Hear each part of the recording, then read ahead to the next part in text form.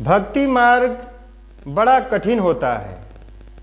जो त्यौहार हम मनाने वाले हैं, इसकी बहुत बड़ी कथा है। इसके पीछे हर एक त्यौहार अपने आप में बहुत बड़ा पावन पर्व होता है और हर एक त्यौहार, व्रत और पर्व के पीछे कोई न कोई कारण होता है।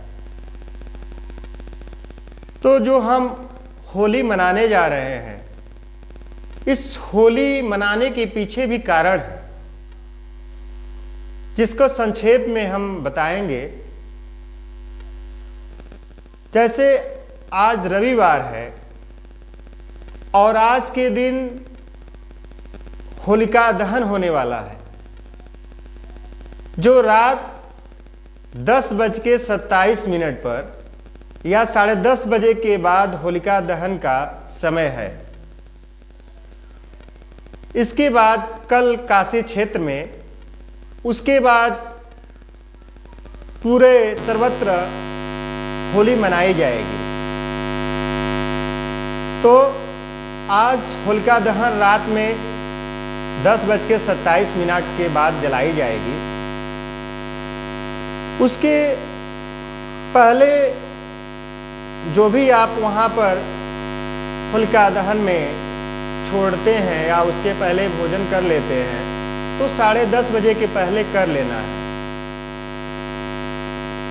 कल होली रहेगी काशी क्षेत्रों में, उसके बाद सर्वत्र होली अगले दिन है, लेकिन कल ज़्यादातर होली हो जाएगी। हम लोग काशी क्षेत्र में ही पढ़ते हैं। इस होली पर जो हमारा ये त्यौहार है, अधर्म पर धर्म का विजय, असत्य पर सत्य का विजय, झूठ पर सत्य का विजय, उसकी एक कथा है। विष्णु पुराण में ये कथा पाई जाती है। सतयुग में हिरण्यकश्यप एक राक्षस था। वो जो ब्रह्मा की पूजा करके वरदान प्राप्त कर लिया था, उसको कोई मार नहीं सकता था। हालांकि तपस्या वो किया कि हमें अमरता का वरदान प्राप्त हो जाए। देखिए कितनी बड़ी विडंबना है कि ईश्वर से ही शक्ति मांगते हैं, वरदान मांगते थे राक्षस, उसके बाद स्वयं को ही भगवान कहने लगते थे। अपने आप को ही वो ईश्वर मानने लगा। ईश्वर से शक्ति प्राप्त किया, ब्रह्मा जी से उनकी तपस्या करके, उनको प्रसन्न करके उनसे आशीर्वाद लिया कि हमें अमर बना दिया जाए। तो यह मृत्यु लोक है। इस मृत्यु लोक पर कोई भी अमर नहीं हो सकता। एक ना एक दिन सबको, जो यहाँ पैदा हुआ है, सबको नष्ट होना है। चाहे पेड़ हो, पौधा हो, कोई जीव हो, जंतु हो, कोई भी इस पर अमर नहीं हो सकता। यहाँ चलते फिरते सब जीवित कठपुतली हैं। चाहे मकान हो, कुछ भी हो, यह इसका नाम ही हमारे धर्म में बताया गया है कि यह मृत्यु लोक है। यहाँ एक न एक दिन सबका निश्चित आयु है। उस आयु के बाद वह नष्ट हो जाता है, फिर दूसरे रूप में परिवर्तित हो जाता है। हिरण्यकश्यप भगवान को प्रसन्न करके, तपस्या करके उससे वरदान मांगा कि हमें अमर कर दीजिए। लेकिन ब्रह्मा जी ने उससे कहा कि नहीं, यह विधि के विधान के विपरीत है। अमरता का वरदान हम नहीं दे सकते, आप जो कोई और वरदान मांग लो। तो हिरण्यकश्यप ब्रह्मा जी से सोचा कि क्या वरदान इनसे मांगे हम कि हम अमर हो जाएं। तो उन्होंने हिरण्यकश्यप ब्रह्मा जी से कहा कि ठीक है, हम आपसे वरदान मांगते हैं, आप दीजिए। ठीक है, हमें अमरता का वरदान मत दीजिए, लेकिन हम जो आपसे मांगते हैं वो दीजिए। वो बोले ठीक है, मांगो, जो मांगो हम देंगे, तुम्हारे तपस्या से मैं प्रसन्न हूँ। तो हिरण्यकश्यप जो राक्षस था, वो ब्रह्मा जी से मांगा कि हम न दिन में मरे न रात में मरे। वो सोचता था कि दिन में आदमी मरता है या रात में मरता है, तो न हम दिन में मरे और न रात में मरे। फिर बोला ठीक है, एवं मस्त ऐसा ही होगा, और बताओ। कह न मैं अस्त्र से मरूं न मैं शस्त्र से मरूं, न मैं कोई बीमारी से मरूं, न मैं किसी अस्त्र से मरूं, न कोई किसी जानवर से मरूं, या न फिर मैं कोई मानव से मरूं। हर तरह से मतलब वो ऐसा वरदान मांग ले कि हम किसी तरह ना मरे, न जानवर कोई मार पाए, न अस्त्र कोई मार पाए, न दिन में मार पाए, न रात में मार पाए, न घर में मरूं न बाहर मरूं। अब वो सोचा कि या तो हम घर में आदमी मरता है या घर के बाहर मरता है, तो वरदान मांगा कि मैं न घर में मरूं और न मैं घर के बाहर मरूं। वो ईश्वर से भी चालाकी कर रहा था, अपने आप को ईश्वर से भी बुद्धिमान मान रहा था। फिर मांगा कि मैं न जमीन पर मरूं और न मैं आसमान में मरूं। उसको ये थे या तो आदमी धरती पर मरता है या तो आसमान में कहीं मर जाएगा, तो न धरती पे मरूं न आसमान में मरूं। तो ये सब वरदान वो मांगा और ब्रह्मा जी ने कहा ठीक है, वो मस्त यही होगा, जो तुम वरदान मांगे हो उसी तरह होगा। अब इसको घमंड हो गया, कहा अब अपने आप को ईश्वर मांगने लगा। अपने जितने भी उसकी प्रजा थी सबसे कहने लगा कि हमें आप ईश्वर करो, हमारी पूजा करो, हमसे बड़ा कोई नहीं है, कोई ईश्वर नहीं है।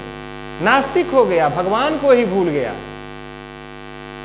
तो ब्रह्मा जी इसको वरदान देकर चले गए। तो ब्रह्मा जी है रचना करता और विष्णु जी है पालन करता और हमारे शिव जी है संहार करता। अब ये सभी सनातन धर्मियों को, ऋषियों को, संतों को प्रताड़ना करने लगा। कहीं पूजा पाठ नहीं होने देता था, कहीं यज्ञ नहीं होने देता था, अपने आप को ही पुजवाना चाह रहा था। फिर ईश्वर की लीला देखिए कि इसके घर में ही प्रहलाद पैदा हुए। इसके 4 पुत्र हुए हिरण्यकश्यप के, जिसमें प्रहलाद, अनुलाद, सहलाद और हल्लाद 4 पुत्र हुए, जिनमें प्रहलाद सबसे बड़े पुत्र थे। हिरण्यकश्यप के सबसे बड़े पुत्र प्रहलाद थे।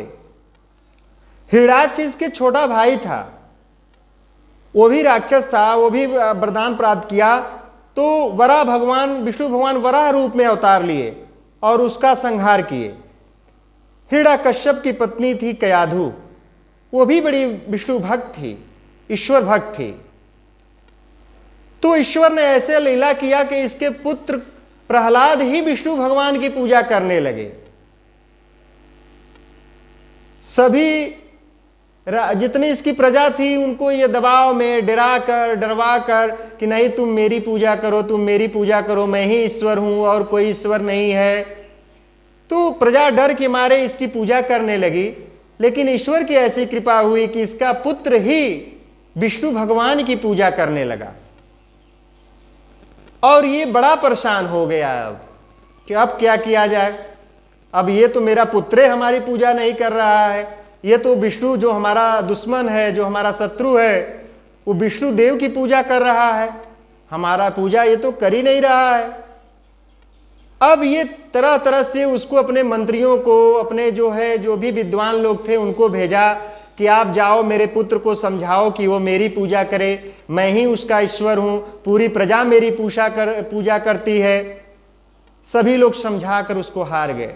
लेकिन प्रहलाद कहा कि नहीं, हम इसकी पूजा क्यों करें, जब ये मेरा जीवन वापस हमें नहीं दे सकता है, केवल जीवन लेता है। और ईश्वर तो जीवन भी देता है और जीवन लेता भी है। तो ये चारों तरफ अत्याचार करने लगा, स्त्रियों को सताने लगा, बालकों को सताने लगा। सभी मानव इससे त्रस्त हो गए। अपने प्रहलाद पुत्र को ये बार बार समझाने लगा, ये होली त्योहार क्यों मनाया जाता है, आखिर इसके पीछे कारण क्या है, उसके बारे में एक कथा है विष्णु पुराण की, जिसको हम बता रहे हैं संक्षेप में।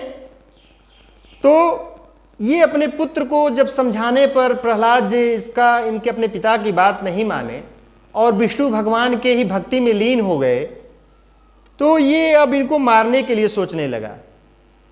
जो हिरण्यकश्यप राक्षस है अपने पुत्र को ही मारने के लिए सोचने लगा।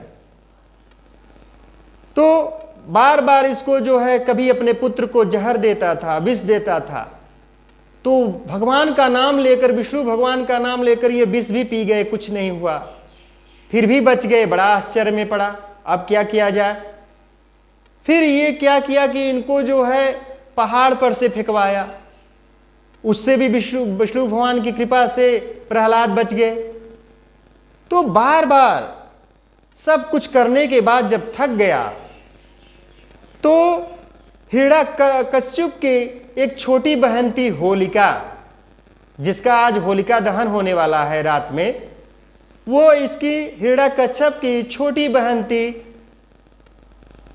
होलिका, और होलिका को यह वरदान था कि अग्नि उसे जला नहीं सकती है।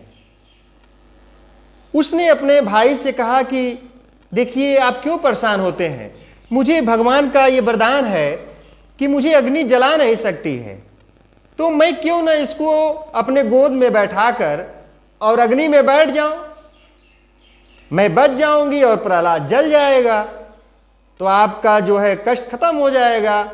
आपका एक जो शत्रु है, जो आपको नहीं पूजता है, विष्णु भगवान को पूजता है, वह नष्ट हो जाएगा इस अग्नि में। हिरण्यकश्यप बहुत प्रसन्न हुआ कि बहुत अच्छी बात है, तो तुम बहुत बढ़िया बात बताई हो, चलो ठीक है।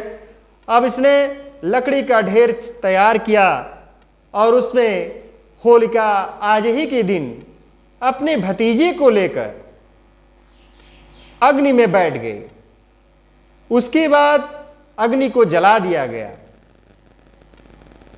अग्नि को जलाने के बाद ऐसी विष्णु भगवान की माया हुई, ऐसे बड़े प्रहलाद भक्त थे जिनसे विष्णु भगवान बहुत प्रसन्न थे। उन्होंने अपनी कृपा दिखलाई और होलिका स्वयं जलने लगी, क्योंकि होलिका जो है गलत राह पर चल रही थी। होलिका जो है कुमार्ग पर चल रही थी। एक प्यारे से बालक को लेकर केवल उसकी इतनी गलती थी कि वह अपने पिता को न मांगकर ईश्वर को पूजता था। उसको मारने के लिए अपने वरदान का दुरुपयोग करने लगे, और वरदान का दुरुपयोग ये हुआ कि वह स्वयं जल गई, जिसका त्योहार हम आज मना रहे हैं। असत्य पर सत्य की जीत, अधर्म पर धर्म की जीत। ये एक पावन त्योहार है।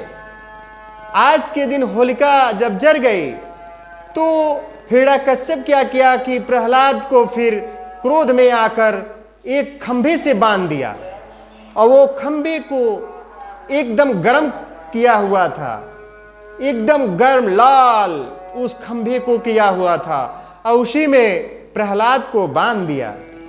प्रहलाद बांधने पर उनको कुछ असर नहीं हुआ, जैसे वो एकदम शीतल हो गया। तब ये प्रहलाद से पूछा कि क्या तुम्हारे भगवान इस खंभे में भी हैं? तो प्रहलाद ने कहा कि हे पिताश्री, हमारे ईश्वर तो कड़कड़ में हैं, हर जगह हैं। अगर सच्ची श्रद्धा और भक्ति और विश्वास से उन्हें बुलाया जाए तो वो दौड़े चले आते हैं, इसमें कोई संशय नहीं है। हमारे भगवान इस खंभे में भी हैं।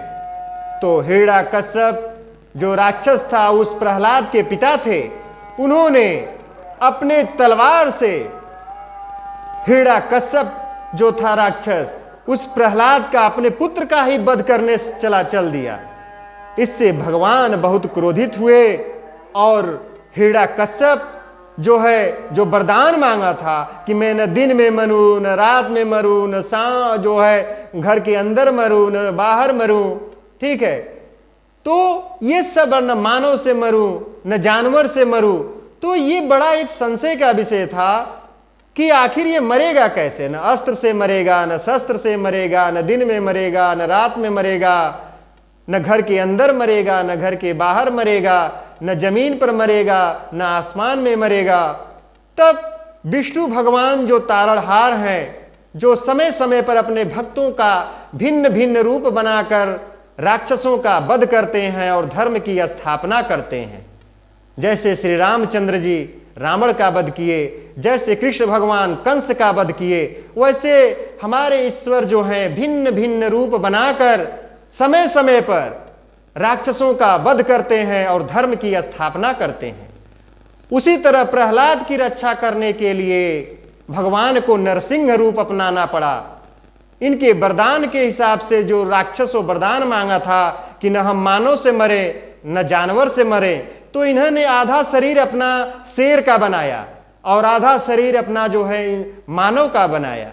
इसने कहा था न मैं अस्त्र से मरूं न शस्त्र से मरूं, तो भगवान ने अपने बड़े बड़े नाखून बनाए, बड़े बड़े दांत जो सिंह का होता है एक शेर का होता है, उससे इसको मारे। फिर ये मांगा था वरदान न हम घर में मरे न हम घर के बाहर मरे, तो इन्होंने इसको चौखट पर ले गए।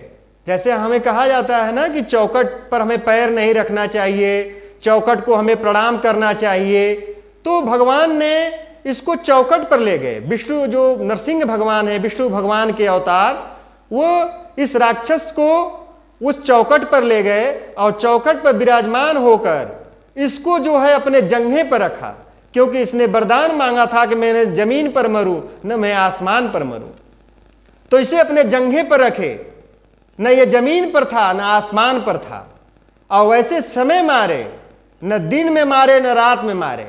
जब दिन और रात का गोधूली समय होता है, शाम का समय जिसमें सूर्य डूबता है, जैसे हम लोग कहा जाता है कि हमारे धर्म में न शाम को जब सूर्य डूब जाए और रात उसमें जब मिलन गोधूली बेला होती है जो शाम की, उस समय हमें भोजन नहीं करना चाहिए, उस समय हमें दीपक जलाना चाहिए, पूजा पाठ करना चाहिए। उस समय नरसिंह भगवान इसको गोधूली में मारे, न उस समय दिन था न रात था, दोनों का बीच का समय था।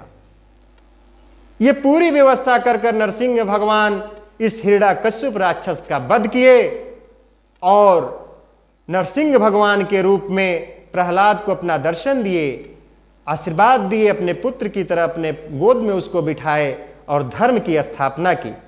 तब से अगले दिन हम रंग गुलाल खेलकर और जो है गुजिया वगैरह खिलाकर एक दूसरे को यह होली का पावन त्यौहार मनाते हैं। यह त्यौहार अधर्म पर धर्म का विजय है, असत्य पर सत्य का विजय है और सनातन धर्म की विजय है। यह त्यौहार बड़ा ही पावन है, इसको बड़ा ही प्रेम और सौहार्द से मनाएं और एक दूसरे को गले लगाएं, हाथ मिलाएं, बड़ों को प्रणाम करें, उनसे आशीर्वाद लें। बोलिए नरसिंह भगवान की जय। विष्णु भक्त प्रहलाद की जय। अब गणेश भगवान का जो प्रथम पूजनीय है